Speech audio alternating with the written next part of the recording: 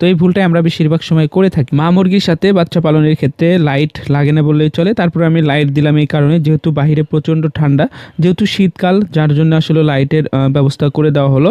তো যদি প্রয়োজন হয় তাহলে আমি এটা জ্বালিয়ে দেবো, যদি প্রয়োজন না হয় সেক্ষেত্রে আমি এটা জ্বালাবো না। তো আপনারা দেখতেছেন এখানে আমি পানি দিয়ে দিয়েছি। ভিডিওর শুরুতে আপনারা দেখতেছিলেন পানিটাকে কিভাবে প্রস্তুত করলাম। তো যেটা করতে হবে সেটা হলো একটা লেবু যদি 1 লিটার পানির জন্য হয়, যেহেতু এখানে হাফ লিটার পানি নিয়েছি তাহলে একটা লেবুর অর্ধেক পরিমাণ নিয়েছি, মোটামুটি সাইজের একটা লেবু হলেই হবে আলহামদুলিল্লাহ। তো মাশাআল্লাহ বলবেন আপনারা সকলেই। বাচ্চাগুলো দেখতেছেন অনেক সুন্দর হয়েছে।